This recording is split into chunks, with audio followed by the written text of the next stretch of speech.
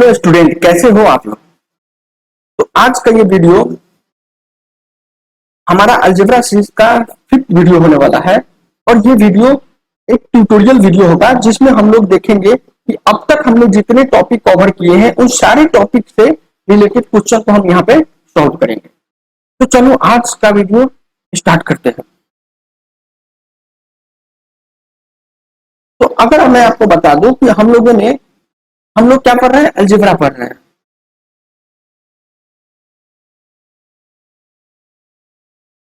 Algebra पढ़ रहे हैं और इस अलजेब्रा का जो अगर बात करें तो अलजेब्रा का जो हमारा फर्स्ट सब टॉपिक था, फर्स्ट जो सब टॉपिक था वो था क्या था, number number system in equality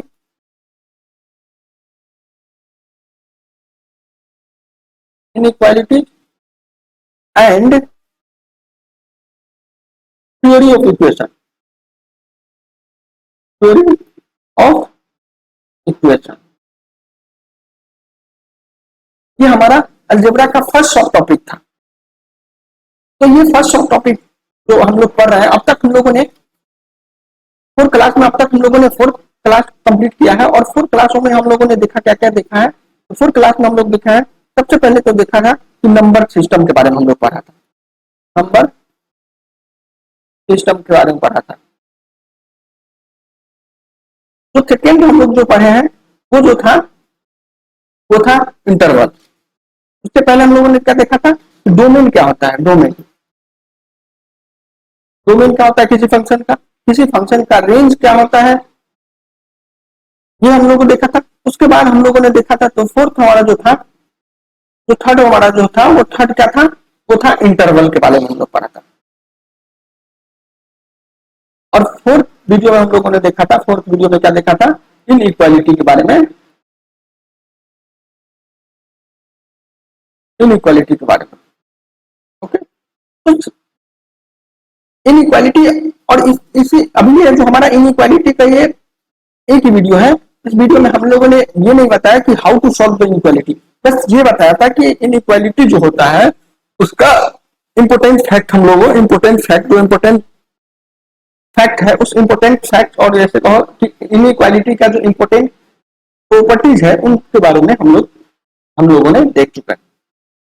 तो सबसे पहले हम देखते हैं कि हम डोमेन से रिलेटेड क्वेश्चन करेंगे। सबसे पहले हमारा जो होगा नंबर सिस्टम, ऑलरेडी हम क्वेश्चन करा चुके हैं। तो सबसे पहले हम स्टार्ट करेंगे यहाँ डोमेन से रिलेटेड क्वेश्चन सॉल्व करेंगे। तो सबसे पहले मैं बता दूंगा, मैं जो हमारा जो किससे रिलेटेड क्वेश्चन सॉल्व करेंगे, डोमेन से रिलेटेड। तो डोमेन क्या होता है इसके बारे में मैं बता दूं आपको, अगर एक रिव्यू देना चाहूं तो ये क्या होता है, डोमेन क्या होता है, किसी फंक्शन का डोमेन क्या होगा कि वो set of all number, set of all value of input का वो सारे वैल्यू जिसपे ये फंक्शन डिफाइन करता हो, ये फंक्शन डिफाइन करना हो, ये होगा। ये मतलब कि एक डोमेन क्या होता है, एक्स के हुए सारे वैल्यू जिसपे ये हमारा जो एफ एक्स है ये डिफाइन करता, ये निकालना। और उसी को हम दूसरी बात में करेंगे, दूसरी बातों में कहेंगे तो एक्स के वो सारे वैल्यू को हम क्या करेंगे, हमारा क्या स्टेप होगा कि एक्स का वो सारे वैल्यू को कैलकुलेट करके एक्स के वो सारे वैल्यू को निकालेंगे जिसपे हमारा फंक्शन डिफाइन नहीं करता हो, और उसको हम घटा देंगे आर में से। उसको हम आर में से, मान लो कि अगर जो हमारा एक्स के एक कोई सेट है एस, जिस सेट में एक्स का वो सारे वैल्यू है जिसपे ये फंक्शन डिफाइन नहीं करता हो, तो क्या हमारा जो डोमेन हो गया आर माइनस एक्स। और एस क्या है, एस क्या है, सेट है, सेट जिसमें क्या कर रहा है, एक्स का वो सारे वैल्यू है जिसपे ये फंक्शन डिफाइन नहीं करता हो, एक्स का वो सारे वैल्यू है जिसपे ये फंक्शन डिफाइन नहीं करता हो, ठीक है ना। तो एस वो सेट है जिसपे मतलब कि कहती है कि ए में एक इस सेट एस में ए एलिमेंट है, मतलब कि ए पे ये हमारा फंक्शन डिफाइन नहीं करता हो। और हमारे इसको बात करें तो ये हमारा हो गया डोमेन। क्या हमने देखा, डोमेन कैलकुलेट करने के लिए हमको क्या करना है कि एस के ये सारे वैल्यू निकालना है जिस जिस वैल्यू पे ये हमारा एफ एक्स है डिफाइंड नहीं करता हो, और उस सेट को हम क्या करेंगे, आर में से, जो आर है हमारा रियल नंबर, उस रियल नंबर में से हम घटा दें, माइनस कर दें। तो वो हमारा जो बच जाएगा, जो हमारा इंटरवल बचेगा, जो हमारा सेट बचेगा, बनेगा एक नया सेट। वो सेट क्या होगा? डोमेन का सेट। तक तो पता है। तो चलो शुरू करते हैं आज का ये question.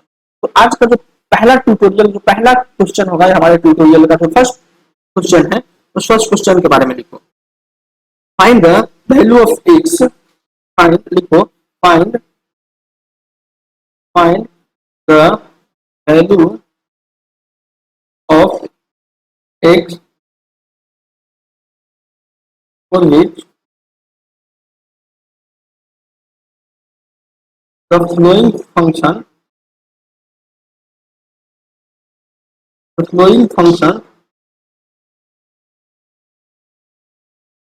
the flowing function, and the value of x for which the flowing functions, flowing functions, flowing functions क्या? f of x, flowing functions f of x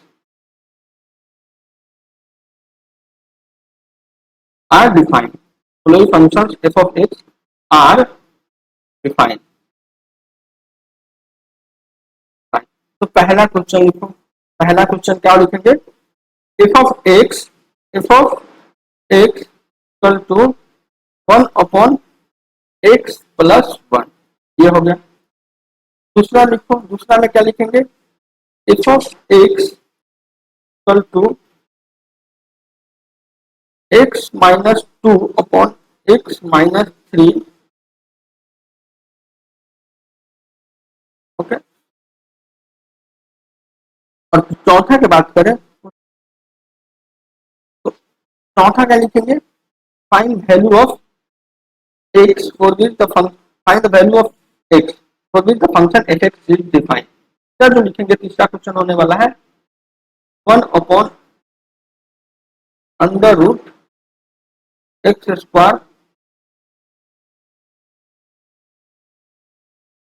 1 upon under root x minus,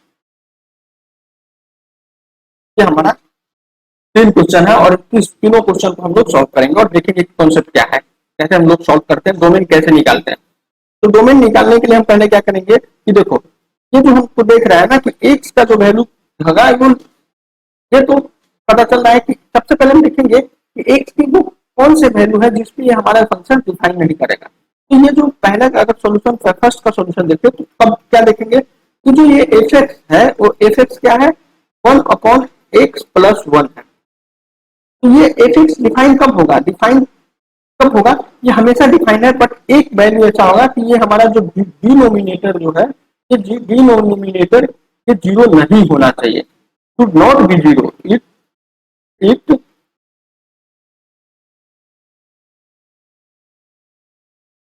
not be zero.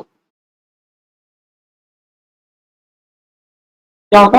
ये function अगर ये dominator zero हो गया तो ये function F x है, ये डिफाइन नहीं होगा। तो वही तो मुझे निकालना है कि ये डिफाइन नहीं हो, उन सारे वैल्यू को निकालेंगे और आर में से माइनस कर देंगे, वो हमारा डोमेन है। तो कौन से वैल्यू पे डिफाइन नहीं होगा? ये फंक्शन जीरो डिफाइन नहीं होगा, कौन से? जब डिनोमिनेटर जीरो होता है। तो डिनोमिनेटर यहाँ पे क्या है? X plus 1, x plus 1 equal to zero. तो एक्स क्या वैल्यू होगा? X equal to minus 1। तो हमारा क्या होना चाहिए? X not equal to minus 1, यानी कि एक्स का वैल्यू माइनस 1 नहीं होना चाहिए। और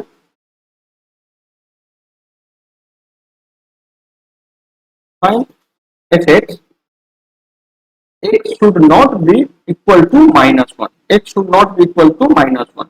तो हम क्या देखें कि हमने वो वैल्यू कैलकुलेट कर लिया जिसपे x डिफाइन नहीं हो रहा है, और हमें अब डोमेन निकालना है। तो डोमेन क्या होता है? r में से उन वैल्यू को माइनस करेंगे जिसपे हमारा फंक्शन डिफाइन नहीं हो रहा है। तो डोमेन का बात करें तो x belongs to r minus वो फंक्शन जिसपे हमारा वो वैल्यू जिसपे हमारा फंक्शन डिफाइन नहीं करता। ठीक है, ये अगर ये मैं बात कर लूं, नोट्स लिखो, नोट्स लिखो, नोट्स में ये जो मैं इस ब्रैकेट का यूज कर रहा हूं, इसका मतलब क्या है? ये भी एक टाइप का इंटरवल है, ठीक है ना। इस इंटरवल में क्या होगा? डिस्क्रीट एलिमेंट आएगा। डिस्क्रीट एलिमेंट का बात करें तो डिस्क्रीट एलिमेंट में क्या क्या, जैसे मान लो कि तुमको कह दिया कि कोई नंबर जैसे 1, 2 3 4 5, सिर्फ हम 3 4 5 6, ये मान लो कि इस टाइप का अगर कुछ नंबर रखना हो जिसमें सिर्फ ऐसा नहीं कि दो नंबर के बीच, तो दो नंबर के बीच का जो वैल्यू रखना हो तो हम इंटरवल का यूज करेंगे। अगर इसमें हमें एक जैसे मान लो कह दिए कि दो टू नहीं आएगा, कोई एक पार्टिकुलर नंबर नहीं आएगा, पार्टिकुलर नंबर्स का जो सेट है वो हमारे डोमेन में नहीं आएगा, तो हम उस वैल्यू को इस जो ये है करली ब्रैकेट, उस करली ब्रैकेट के अंदर रख देंगे। तो इसका मतलब हो गया कि इसमें सिर्फ और सिर्फ करली ब्रैकेट का मतलब हो गया कि सिर्फ और सिर्फ वन है करली ब्रैकेट के अंदर, ये सेट एक ऐसा सेट है जिसमें सिर्फ और सिर्फ -1 है। तो हमने क्या देखा, डोमेन निकालने के लिए पहले अब याद रखो कि हम जब भी फंक्शन डिफाइन करेंगे और फंक्शन के जो डिनोमिनेटर का टर्म है वो जीरो नहीं होना चाहिए। अगर वो जीरो हो जाता है तो वो फंक्शन डिफाइन नहीं होगा। ठीक है,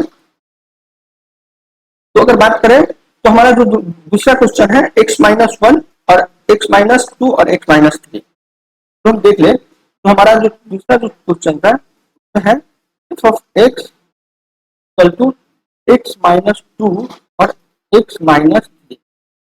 ठीक है, x-2 और x-3 ये क्या हो गया, तो इसमें हमको निकालना है, डोमेन निकालना है। तो फिर वही बात कि ये देखेंगे जब भी ये नोमिनेटर जो टर्म है, सॉरी ये डिनोमिनेटर जो टर्म है, ये डिनोमिनेटर जीरो नहीं होना चाहिए। तो हम लिखोगे x-3 इक्वल टू 0, तो ये क्या हो गया x इक्वल टू 3। ठीक है, तो ये जीरो नहीं होना चाहिए, तो इसको हम ऐसे भी लिख सकते। पहले हम क्या कर रहे हैं, हम x के वे सारे वैल्यू निकाल रहे हैं जिसमें हमारा फंक्शन डिफाइन नहीं होगा। तो ये पता चल गया कि x का 3 x इक्वल टू 3 पे ये जो हमारा एफ है ये डिफाइन नहीं करेगा। बस इस ये जो हमारा फंक्शन है इसमें एक ही वैल्यू कहता है जिसपे ये फंक्शन डिफाइन नहीं कर रहा है, बाकी सारे वैल्यू पे डिफाइन कर रहा है। तो हम डोमेन कैसे निकालेंगे, तो हमारा डोमेन हो गया, डोमेन हो गया, डोमेन हो गया, डोमेन क्या हो गया, x belongs to real number minus, ये हमारा डोमेन। ओके, इतना तक हमें समझ में आ गया। अब हम एक नोट्स बना के लिखेंगे, एक नोट्स में लिखेंगे, नोट्स में कि अगर मान लो कुछ दिया हो x-2 और x-3 इक्वल टू 1। अब कह रहा है कि find the value of x, find the value of x for each equation define. अब ऐसे देखो तो ये कह दिया कि x-2 और x divide by x-3 equal to 1 है। तो सबसे पहले हम देख लेंगे कि ये हमें देखो ये क्या कर रहा है, x-2 और x-3 इक्वल टू किस फ्रैक्शन पे डिफाइन नहीं होगा, तो ये तो सबसे पहला जो डिफाइन नहीं होगा, तो x इक्वल टू 1 पे ये फंक्शन क्या होगा,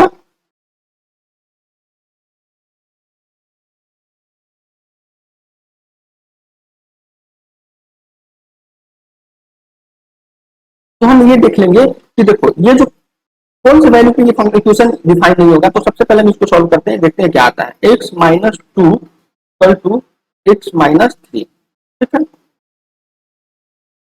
तो ये क्या होगा, x से x ये हम इसको कट कर सकते हैं, x से x इसको हम कट कर दिए, तो एक साइड से इस साइड से इस बचता है, तो क्या हमारा बचा -2 इक्वल टू -3। ये पॉसिबल नहीं है, this is not possible, this is not possible, not. तो हम क्या देख रहे हैं कि जो यहाँ पे हम क्या देख रहे हैं कि ये जो हमारा फंक्शन है, उस फंक्शन इसको हम ऐसे लिखे, अगर f of x equal to x-2 divided by x-3, और अगर हम फंक्शंस के बदले 1 रखते हैं तो ये जो ये अगर function y f of x equal to 1 रखते हैं तो x का कोई भी ऐसा वैल्यू नहीं होगा जो इस इक्वेशन को डिफाइन करेगा। क्यों नहीं डिफाइन करेगा, कि देखो तुम इसको हम लिख दिए 1, तो इसका क्या मतलब, उसमें हम लोगों रेंडमली ये सॉल्व करके देखा है, तो जनरल बेसिक जो होता है उससे हम सॉल्व करके देखा और उसने देखा क्या निकला, -2 इक्वल टू -3, जो पॉसिबल नहीं है। कहने का मतलब कि ये अगर f ऑफ x के वैल्यू 1 रखते हैं तो ये जो x-2 डिवाइड बाय x-3 है ये कभी डिफाइन नहीं होगा, तक पता है। तो ये डिफाइन क्यों नहीं हो रहा है, और इसको हम ऑब्जर्व करके देखें तो कह रहा है कि x एक ऐसा क्वांटिटी है जिसमें से 2 को माइनस करो, और x एक ऐसा क्वांटिटी है जिसमें से 3 को माइनस करो। तो देखो x एक ऐसा क्वांटिटी जिसमें से 2 को माइनस किए और x एक ऐसा क्वांटिटी जिसमें 3 से माइनस किए। तो ऊपर वाला जो है ना, ये इसमें 2 माइनस कर रहा है और नीचे में 3 माइनस कर रहा है। तो कहने का मतलब ये जो ऊपर का टर्म है वो छोटा हो जाएगा नीचे के टर्म से। और हम कभी सुने हैं कि छोटे टर्म्स को बड़े टर्म से डिवाइड करते हैं, छोटे टर्म को बड़े टर्म से डिवाइड करते हैं तो उसका वैल्यू 1 आता है? कभी पॉसिबल नहीं। वो तभी 1 आएगा जब दोनों का वैल्यू इक्वल होगा। ठीक है, तो इसका जो डोमेन हो गया, डोमेन x बिलोंग्स टू 5। ये 5 कैसे सेट है? इसको हम कहते हैं एम्प्टी सेट, एम्प्टी हम कहते हैं। ये सब आपको तब पड़ेगा जब सेट आप पढ़ोगे ना, तब आपको समझ में आएगा कि ये एम्प्टी सेट क्या होता है। बस एम्प्टी सेट ऐसे समझो कि x का कोई ऐसा वैल्यू नहीं है जिसपे हमारा ये डिफाइन हो पाए। ठीक है, इतना तक हम लोगों ने देख लिया।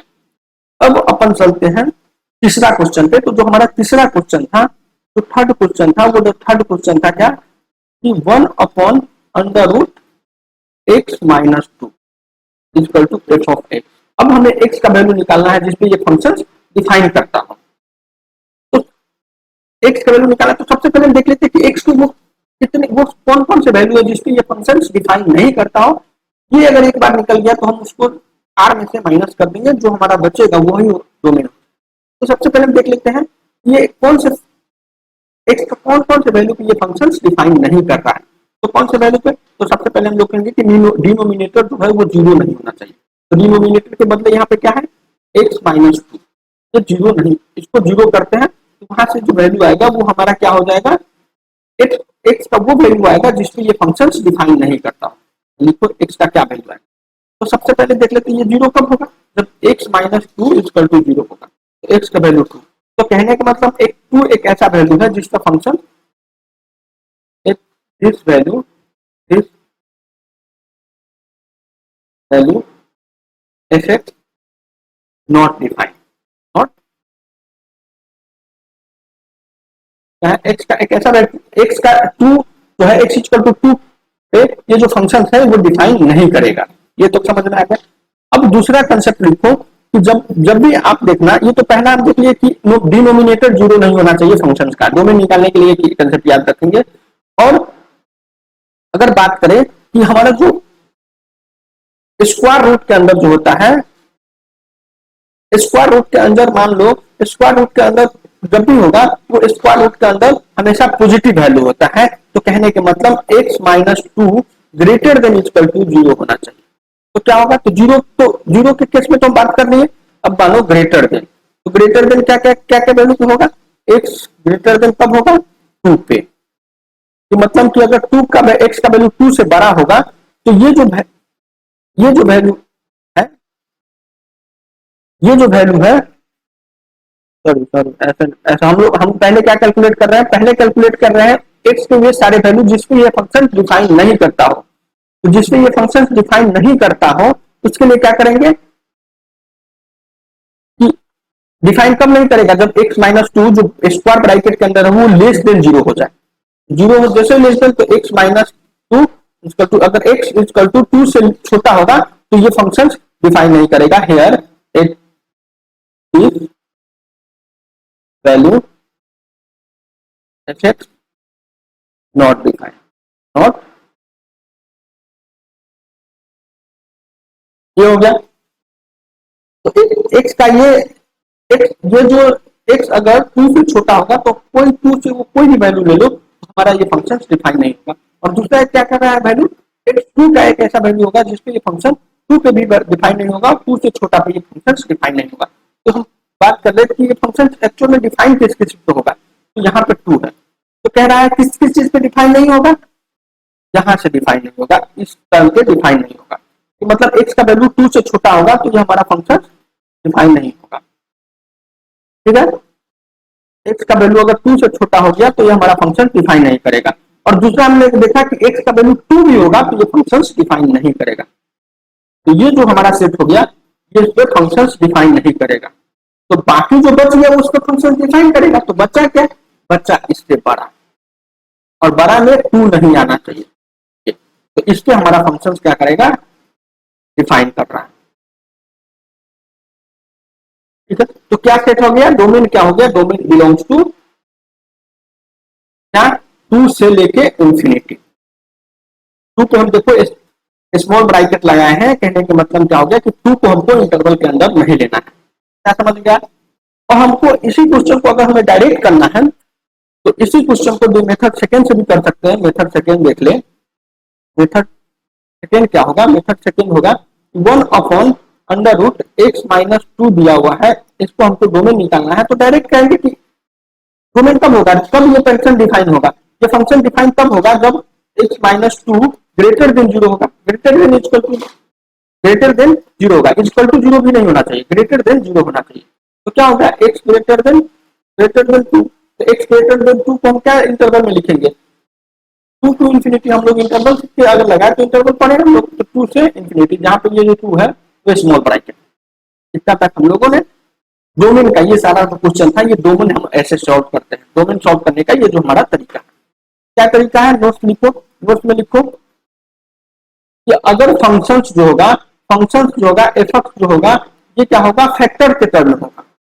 ये जो होगा फैक्टर के टर्म, जैसे कि इसमें क्या होगा, ऐसे लिखो, ये एफ जो होगा ये हमारा कुछ ऐसे टर्म, ऐसे मान लो, इसको हम कैसे लिखेंगे, मान लो जी एक्स अपॉन डिवाइडेड बाई के एक्स, इस टाइप का जो होगा, तो हम इसको डोमेन निकालने के लिए क्या करेंगे कि ऐसे ऐसे लिखो कि डिनोमिनेटर 0 नहीं होना चाहिए, के एक्स शुड नॉट बी, ठीक है ना। और दूसरा दूसरा कंसेप्ट क्या देखा कि अगर एफ एक्स हमारा कुछ इस टर्म के हो, एफ एक्स हमारा 1 रूट के अंदर हो जी एक्स, तो रूट के स्क्वायर रूट के अंदर जो हमारा वैल्यू होता है, तो ये ये जो एफ एक्स डिफाइन कब करेगा, तो हम देख लेंगे कि g of x should not be, ये क्या होगा, नेगेटिव नहीं होना चाहिए, this should not be negative, this should not be, this should not be negative. क्या तक पता चल गया, समझ में आ रहा है? तो ये दो कंसेप्ट हम लोग डोमेन निकालने के लिए करते हैं। अब हम बात करते हैं जो हमारा जो रेंज का क्वेश्चन, तो रेंज का क्वेश्चन स्टार्ट करने से पहले हम आपको बता दें कि हम लोगों ने इन इनइक्वालिटी पढ़ा था, और इन इक्वालिटी में हम लोगों ने रेसिप्रोकल्स का पढ़ा था। रेसिप्रोकल्स एक रिकॉल करो, रिकॉल करते हैं कि हम लोगों ने क्या देखा था, एक जो टॉपिक जो था वो हमारा जो टॉपिक था वो, उसमें हम लोगों ने देखा था law of reciprocal. Law of reciprocal का बात करें तो लॉ ऑफ रेसिप्रोकल में क्या देखा था हम लोगों ने, देखा था law of reciprocal, law of reciprocal देखा था। उसमें क्या देखा था कि इफ एक सबसे रिकॉल करते हैं, देखते हैं कि जो आगे के क्वेश्चन कराऊंगा उसमें ये कंसेप्ट आएगा, इसलिए मैं पहले ये कंसेप्ट बताता हूँ, आपको रिकॉल करता हूँ। हम लोग हमने क्या बताया था, एक्स बिलोंग्स टू, अगर एक्स बिलोंग्स टू ए से बी दिया है, ठीक है ना, तो इसको कैसे होगा, तो हमें निकालना है कि 1/x क्या होगा, का रेसिप्रोकल जो होता है, x का रेसिप्रोकल 1/x होगा, तो ये क्या होगा, ये क्या होगा, तो सबसे पहले 1/x बिलोंग्स टू क्या होगा, 1/b लेस देन 1/a, ये हो गया। ये कब होगा, when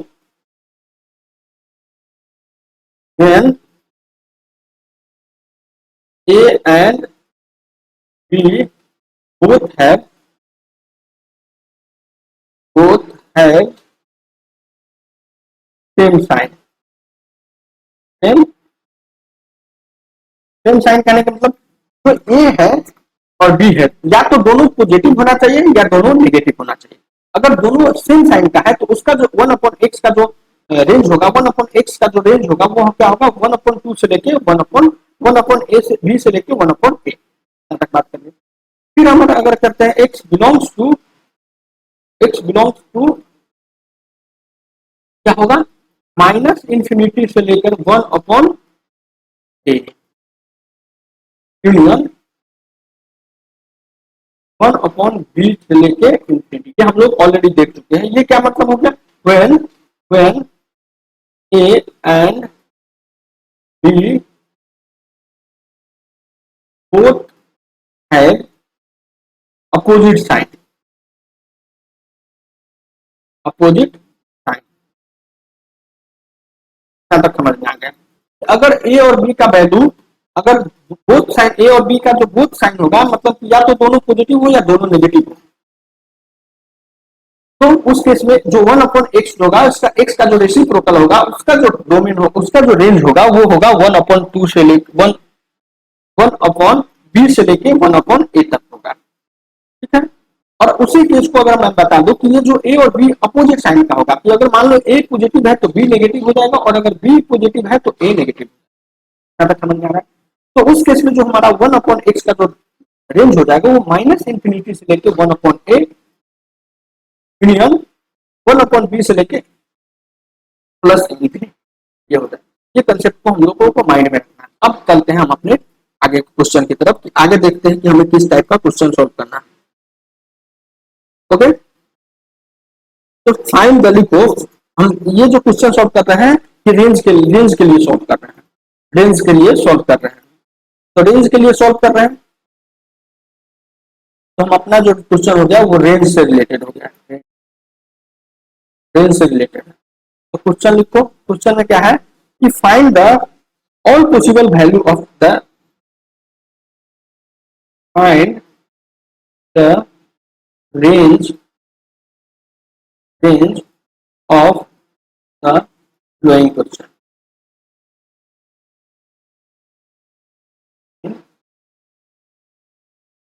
in the range of flowing, ऐसे लिखो। तो find the range of flowing, तो पहला जो होगा वो होगा 1/x² + 2।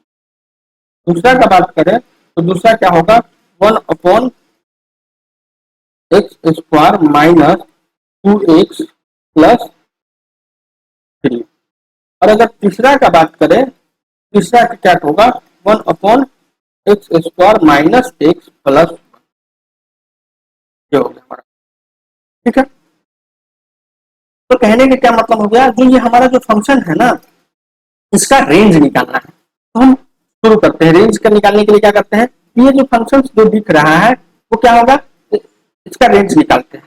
तो सबसे पहले हम हमारा जो पहला जो क्वेश्चन है उसके बारे में दिखाते हैं। रेंज क्या होता है, कि रेंज क्या है कि सबसे पहले हमको डोमेन देखना पड़ता है, कि जो एक्स के हुए सारे वैल्यू जिस जो डोमेन के अंदर हो, डोमेन का जो अंदर जो एक्स का वो सारे वैल्यू जो डोमेन के अंदर हो, और उसके कोरेस्पोंडिंग जो वाई का वैल्यू आता है, उसी को हम कहते हैं रेंज। के कोरेस्पोंडिंग जो एक्स के हुए सारे वैल्यू जिसके जो हमारे डोमेन में है, एक्स का डोमेन का जो वैल्यू होता है, उसके कोरेस्पोंडिंग वाई का जो वैल्यू आएगा, उसी को हम कहते हैं रेंज। तो हम अगर बात करें जो पहला क्वेश्चन का जो सोल्यूशन देखते हैं, अगर फर्स्ट क्वेश्चन जो है उसके अगर हम सॉल्व करने के देखें, तो जो पहला क्वेश्चन का जो सोल्यूशन होगा वो क्या होगा। तो चलो सॉल्व करते हैं। तो क्या कर देखिए कि हमारा जो पहला क्वेश्चन था वो है f(x) = y = 1/x² + 2, ठीक है। कितना तक पता चल गया है। तो ये जो y है ना, y का जो वैल्यू निकालना है, इसी को हम कहते हैं रेंज, ठीक है। चलते हैं रेंज। तो हमें क्या करना है, रेंज निकालना है। और रेंज कब निकलेगा, जब y का वैल्यू, ऐसे इनडायरेक्टली बोले तो हमें y का वैल्यू निकालना है। तो y का वैल्यू क्या क्या हो सकता है, तो इसको सॉल्व करने के लिए हम जनरल टर्म क्या जानते हैं, कि किसी भी फंक्शन, किसी भी नंबर का जो होता है का स्क्वायर हमेशा 0 और 0 से बड़ा होता है। तो कहने का मतलब x always greater than equal to 0, x square always greater than equal to 0 for all x belongs to real number. इसको हम कहते हैं फॉर ऑल, हम लिखेंगे फॉर ऑल, तो ऐसे पढ़ेंगे, इसको पढ़ेंगे फॉर ऑल, ठीक है ना। तो कहने के मतलब x के सारे वैल्यू पे x स्क्वायर हमेशा 0 और 0 से बड़ा होगा। इतना तो पता चल गया। तो अगर बात कर ले तो एक्स स्क्वायर कहाँ और कहाँ के बीच हो रहा है, तो एक्स स्क्वायर कहाँ और कहाँ के बीच हो रहा है, तो इसको हम दूसरी बात में लिखे तो एक्स स्क्वायर जो है, ये जो हमारा एक्स स्क्वायर है, ये कहाँ से लेकर 0 से लेकर इसका सबसे छोटा वैल्यू 0 है, और ये ज्यादा कहाँ से कहाँ तक जा सकता है, इंफिनिटी तक। ये हमारा एक्स स्क्वायर का जो हो गया, ये रेंज हो गया। अब हम इसको क्या करते हैं, दोनों साइड 2 से 2 ऐड कर देते हैं। तो 2 ऐड किया +2, ठीक है ना, एक्स स्क्वायर +2 लेकिन अब क्या कर रहे हैं, इंफिनिटी में +2 ऐड करेंगे, तो ये अप्रोक्सीमेट इंफिनिटी ही होगा। ठीक है ना। इंफिनिटी में 2 ऐड करो, कुछ भी ऐड करो, वो अलग अलग इंफिनिटी ही होता है। ठीक है, ये हमको पता हो गया। तो क्या है, देखिए एक्स, ये x square plus 2, x square plus 2 का जो वैल्यू होगा वो कहां से कहां तक होगा, ये होगा 2 से लेकर के इंफिनिटी तक, जहां 2 भी हमें हमारे अंदर, हमारे जो इंटरवल है उस इंटरवल के अंदर 2 लेना है, क्योंकि यहाँ पे इक्वल टू, इक्वल टू का भी साइन लगा हुआ है। तो हमने देखा, हमने अब तक क्या देखा, 2 greater than equal to x square plus 2, और इसका जो है ये हमने देखा। अब क्या करते हैं, यहां पे हम अप्लाई करते हैं apply reciprocal, apply reciprocal law, apply reciprocal law. तो इसमें क्या देखें कि हम लोगों ने रेसिप्रोकल लॉ में पढ़ा था कि अगर इन इनइक्वालिटी के बोथ साइड अगर सेम साइन होगा, तो जो हमारा जो इंटरवल होता है वो रिवर्स हो जाता है। रिवर्स होकर के कैसे रिवर्स होता है, जैसे देखो ये हो गया एक्स स्क्वायर प्लस 2 को अगर हम मान ले कि एक, ऐसे नहीं तो लिखो, तो अगर इसको एक्स स्क्वायर प्लस 2 का रेसिप्रोकल करते हैं, एक्स स्क्वायर प्लस 2 का जो रेसिप्रोकल होगा वो होगा 1 अपॉन एक्स स्क्वायर प्लस 2। तो हमने कंसेप्ट क्या देखा था कि अगर एक्स बिलोंग्स टू ए से बी है और दोनों पॉजिटिव है, तो 1 अपॉन एक्स क्या होगा, 1 अपॉन एक्स जो वैल्यू होगा वो हो जाएगा 1 upon x belongs to 1 upon B से लेकर 1 अपॉन बी से लेकर 1 अपॉन ए तक। इसी बात को हम दूसरे टर्म में देखें, हम इस ये जो टर्म है इसको हम लिख सकते हैं क्या है, x greater than equal to a से बड़ा है और less than equal to b है, और इसका रेसिप्रोकल देखिए तो रेसिप्रोकल उलट जाता है, पलट जाता है। 1 अपॉन एक्स क्या होगा, 1 अपॉन एक्स 1 अपॉन बी से लेकर के 1 अपॉन 8। ये कंसेप्ट हम यहाँ पे लगाना है। ठीक है, तो यहाँ पे x के बदले क्या है, यहाँ पे 1 अपॉन एक्स है, तो ये 1 अपॉन एक्स कहाँ से कहाँ तक हो जाएगा, 1 अपॉन एक्स हो जाएगा, रेसिप्रोकल लग जाएगा, उलट जाएगा 1 अपॉन इंफिनिटी, और less than equal to 1 upon, ये लॉस लगाए, ये रूल्स लगाए, ये कंसेप्ट यहाँ पे लग रहा है। तो देख लिया हमको 1 अपॉन इंफिनिटी का मतलब क्या होगा, 1 अपॉन इंफिनिटी का मतलब 0, less than 1 upon x square plus 5, और less than equal to 1 upon, ये क्या है, ये हमारा y है। तो y का वैल्यू क्या हो गया, लेस ग्रेटर देन 2 और less than equal to 1 upon, इसी बात को ये हमारा हो गया रेंज, ये इसी को हम कहेंगे रेंज। इसी बात को हमें ये इनइक्वालिटी के टर्म में लिखे हैं और इसी को हमें इंटरवल के टर्म में लिखना है। तो y बिलोंग्स टू क्या करेंगे, y बिलोंग्स टू 0 है, लोअर लिमिट 0 है, और लोअर लिमिट पे यहाँ पे लोअर लिमिट को कंसीडर नहीं करना है, यानी कि यहाँ पे ओपन ब्रैकेट लगेगा 0 से लेकर के 1 अपॉन 2, ये हमारा डोमेन, तो ये हमारा रेंज हो गया। और अगर हम दूसरे क्वेश्चन की बात करें तो दूसरा क्वेश्चन क्या है, 1 अपॉन, तो अगर दूसरा क्वेश्चन की बात करें तो क्वेश्चन नंबर 2 का बात करें तो क्वेश्चन नंबर 2 क्या है, क्वेश्चन नंबर 2 जो है उसमें भी हमें रेंज निकालना है, और F of x equal to Y equal to 1 upon क्या आ गया, 1 upon x square minus 2x plus plus 3, इसका भी हमें फाइंड रेंज रेंज निकालना है। ठीक है ना, फाइंड रेंज निकालना, तो रेंज क्या कर रहा है कि मतलब हमें y का वैल्यू, ओवरऑल ऐसे समझो दूसरे भाषा में, तो हमें y का वैल्यू निकालना है। इतना तक क्लियर हो गया। तो अब देखते हैं कि हम इस टर्म को क्या, हमारा जो इस टाइप का क्वेश्चन होगा ना, तो इस टाइप के क्वेश्चन को सॉल्व करने के लिए हम पहले देखेंगे कि पहले ये जो हमारा एक्स स्क्वायर माइनस 2 है ना, इसको हम कोशिश करते हैं कि ये हमारा स्क्वायर के टर्म में आ जाए। ठीक है ना, और स्क्वायर को सॉल्व करना हम प्रीवियस क्वेश्चन में हम लोग देख लिए हैं कि स्क्वायर को सॉल्व कैसे करते हैं। तो हम इसी को y को हम ऐसे लिख सकते हैं, y को हम ऐसे y को हम लिख सकते हैं, y इक्वल टू हो जाएगा y equal to 1 upon x square minus 2x plus 1 plus 2, ऐसे लिख सकते हैं ना। तो ये जो हम देख रहे हैं ये क्या है, ये जो एक्स स्क्वायर माइनस 2x ये जो है ये x square minus 2x plus 1 ये क्या है? ये तो है sir x square minus 2x plus 1 क्या हो गया? ये हो गया एक्स माइनस 1 का होल स्क्वायर। ओके, ये हमारा प्लस 2 है ऑलरेडी, प्लस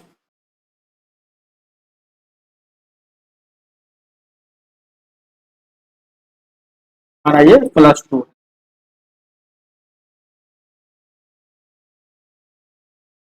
तो क्या देखा, इस बात को हम, इस जो टर्म है उसको हम इस टाइप से भी लिख सकते हैं। इतना तो क्लियर हो गया। अब बात आता है, ये हमारा y है, ये हम इसको y कहेंगे।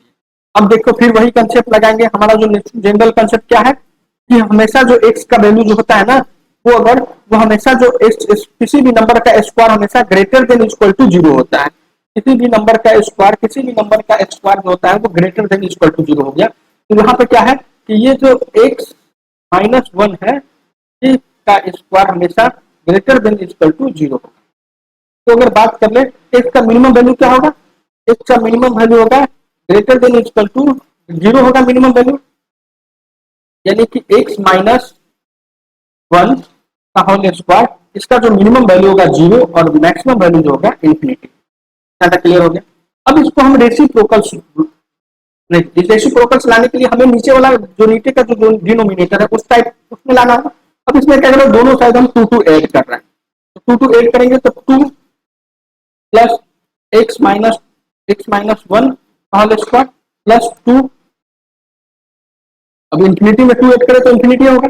ये जो हमारा टर्म हो गया डिनोमिनेटर बन गया। अब हम यहाँ पे रेसिप्रोकल्स रूल लगाएंगे, और रेसिप्रोकल्स रूल लगाते ही हमारा जो हो जाएगा 1 अपॉन एक्स माइनस 1 का होल स्क्वायर प्लस 2, ये क्या हो जाएगा, ये ग्रेटर देन 0 और less than equal to 1 upon, क्या तक समझ में आ रहा है? तो हमारा इसमें जो हमारा ये जो y का वैल्यू था, ये जो हमारा y है, y फिर से कहां तक वैल्यू आया, 0 से लेकर के less than equal to 1 upon 2। इसको अगर इंटरवल में लिखे तो y belongs to 0 to 1 upon 2, ये हमारा रेंज होगा। तो हम लोगों ने क्या क्या देखा कि x का जो एक्स स्क्वायर किसी भी नंबर का स्क्वायर हमेशा 0 से बड़ा होता है, 0 और 0 से बड़ा होता है। तो हम लोगों ने इसमें रेसिप्रोकल्स का रूल लगा करके हम लोग इस क्वेश्चन को सॉल्व कर पाए। अगर तीसरी क्वेश्चन की बात करें तो तीसरा क्वेश्चन क्या है हमारा, तीसरा क्वेश्चन का बात करें तो तीसरा क्वेश्चन लिखो। तीसरा जो क्वेश्चन है वो हमारा क्या है, क्वेश्चन नंबर 3। क्वेश्चन 3 था F of x equal to Y equal to 1 upon x square minus x plus 1। ये हो गया, इतना क्लियर है ना, एक्स स्क्वायर माइनस 1 बाई 2। तो अब फिर हम वही बात करते हैं कि ये जो नीचे वाला टर्म है ना, इसको हमें क्या करना है, स्क्वायर बनाना है। तो स्क्वायर बनाने के लिए क्या करेंगे, नीचे वाला टर्म को देख लेते हैं। या डिनोमिनेटर की बात करें तो डिनोमिनेटर में क्या है, डिनोमिनेटर में जो है वो है x square minus x plus 1। इसको हमको स्क्वायर के टर्म में लिखना है। कैसे, किसके टर्म में लिखना है, ऐसे इस टर्म में लिखना है, एक्स माइनस 5 एक्स माइनस सी का स्क्वायर प्लस डी, इस टर्म में लिखना है। तो इस टर्म में लिखने के लिए क्या करेंगे, हमको देख रहा है स्क्वायर है, एक्स स्क्वायर है, तो इसको हम लिख दिए एक्स स्क्वायर। अब मान लो हमको लिखना है माइनस, तो इसको 2 होता है 2 ए बी, जैसे हम कहते हैं ए प्लस बी का होल स्क्वायर की बात करें तो क्या होता है a square plus 2ab plus b square, है ना। तो ए स्क्वायर के बदले यहाँ पे तो हमें दिख रहा है एक्स, यहाँ पे 2 नहीं है तो 2 से मल्टीप्लाई किया, और इसको हम लिख सकते हैं 2 से 1 अपॉन 2, और ये एक्स ऑलरेडी है, ठीक है। तो हम लोगों ने क्या देखा, ए, इसको मान लो ए रख दिए, इसको मान लो बी रख दिए, तो क्या हो गया एक्स ए स्क्वायर माइनस 2ab, ठीक है। और यहाँ पे हम लिख दिए प्लस 1 अपॉन 2 का होल स्क्वायर माइनस 1 अपॉन का होल स्क्वायर, 1 अपॉन 2 का होल स्क्वायर। एक बार 1 अपॉन 2 का स्क्वायर ऐड कर दिए, एक बार माइनस कर दिए, बात बराबर होगा। और ये हमारा पहले से 1 है। तो क्या देखा ये हमने, हम लोगों ने देखा ये क्या बन गया, x square minus 2 into 1/2 into x square plus 1/2 का होल स्क्वायर प्लस 1/4 प्लस 1/1। और ये जो टर्म है ये क्या है, ये एक्चुअल में है ए प्लस बी का होल स्क्वायर। तो ए पर क्या है एक्स और बी क्या है प्लस 1/2 का whole square.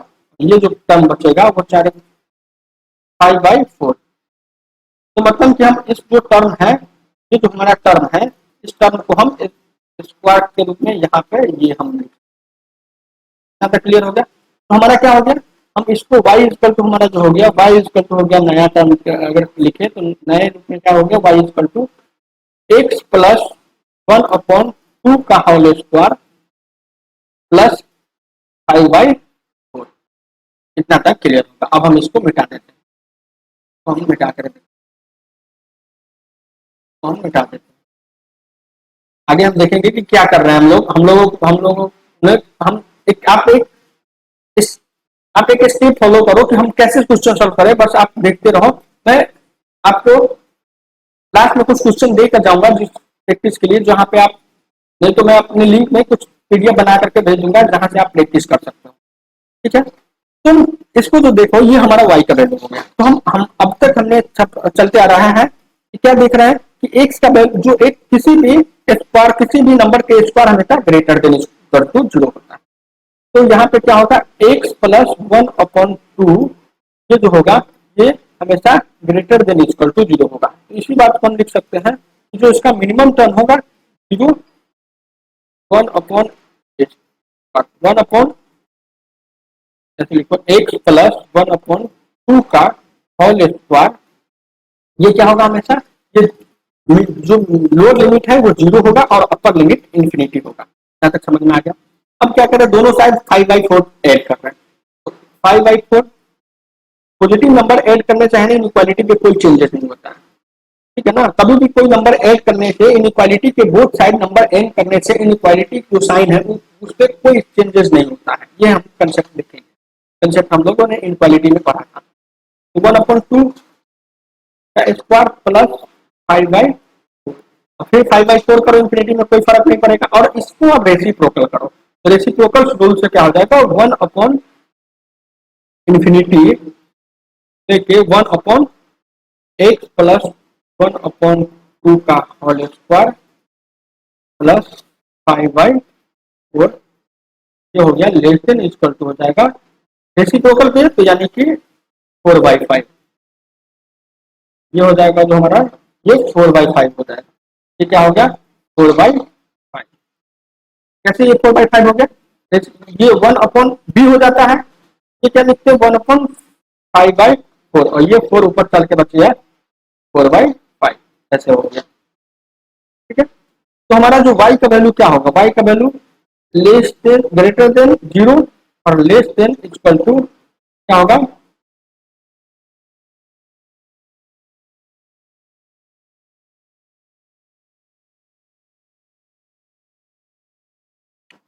Less than equal to 4/5 कर रहे हैं। x का वैल्यू जो हो जाएगा वो क्या होगा, x का वैल्यू क्या होगा, x का वैल्यू बेसिकली जो हो जाएगा x का वैल्यू होगा सॉरी y का वैल्यू जो हो जाएगा y का वैल्यू क्या होगा y बिलोंग्स टू 0 से लेके 4/5 ये हमारा रेंज होगा। तो हम लोगों ने रेंज और डोमेन का क्वेश्चन देखा। और अब किसी भी टाइप का किसी भी कोई भी बुक आप ले लो और उससे आप वहां से क्वेश्चन प्रैक्टिस करना स्टार्ट कर दो। तो आप लोगों ने अभी तक इनइक्वालिटी तक देखना है। और अगले क्लास का बात करूं तो अगले चैप्टर में हम लोगों अभी ये बहुत बेसिक था, बहुत बेसिक लेवल का क्वेश्चन कराओ, बहुत इतने मैं बेसिक क्वेश्चन कराऊं, इसमें भी बहुत हार्ड हार्ड क्वेश्चन आता है, बट मैं बेसिक कराया हूं ताकि आपको समझ आए कि हम लोग क्वेश्चन को सॉल्व करने का क्या प्रोसीजर होता है, कैसे हम क्वेश्चन को सॉल्व करते हैं, क्या अप्रोच होता है। मैं बस अप्रोच आपको पकड़वाना चाहता हूँ। वो अप्रोच आप एक बार सीख लोगे तो उसके बाद आप कैसे भी क्वेश्चन दो वो अप्रोच के थ्रू जाओ, आप क्वेश्चन स्टेप बाय स्टेप करो, वो सॉल्व हो जाएगा। तो ये हमारा आज का वीडियो है, तो आज यही स्टार्ट खत्म करते हैं। Thank you so much, thank you.